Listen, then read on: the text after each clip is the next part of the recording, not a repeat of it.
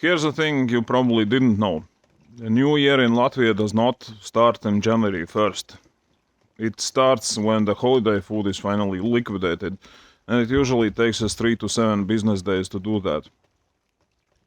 Now, when it's all gone, it's time to eat macaroni and cīsiņi for 3 weeks straight, because, you have to be humble.